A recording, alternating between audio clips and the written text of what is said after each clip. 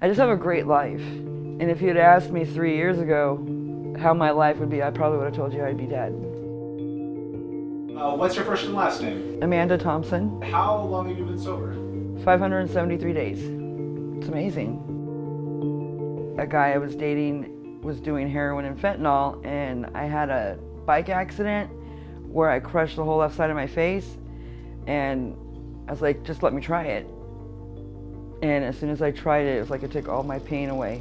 At first it was just laced in the heroin that we got, and when we didn't get that, it was just, we started smoking the blues. It didn't take as much as the heroin, and it seemed to be cheaper, which is a big plus. And then my friend diluted the pill, and I snorted it because it's faster reaction.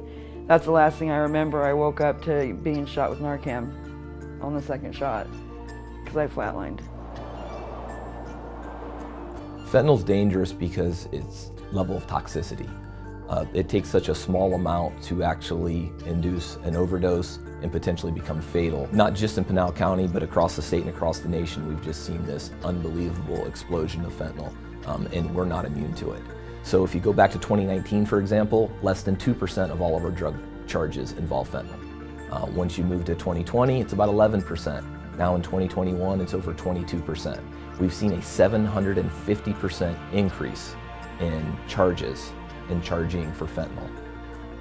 Pinal County is witnessing overall about 1 overdose every single day. Now, not everybody's passing, but on average, we see almost an overdose every day. That's tragic. So fentanyl dealers are difficult to catch oftentimes because it's usually very small quantities or very huge quantities. And we've seen in our county just unbelievable amounts of pills, tens of thousands of pills caught at one time. 1.7 million fentanyl pills taken off the streets in the valley this week. I don't know what the solution is. That's the scariest part. There's not an easy solution. I can't snap my fingers and cure this problem.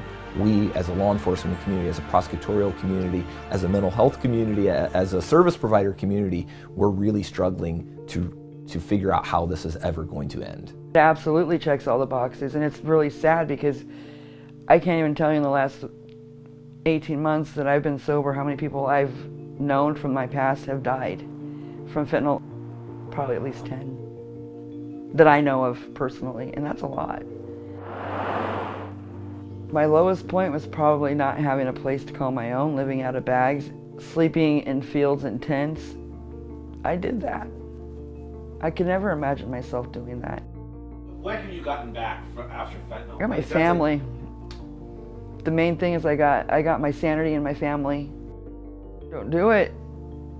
I had everything going for me. I had my kids, I had my own house, I had a vehicle, I had a great job, I had my family. I had everything. And it was just in a blink of an eye, I lost it all. You can die from the first time. You can't ever think it won't happen to you because I promise you, it can happen to you.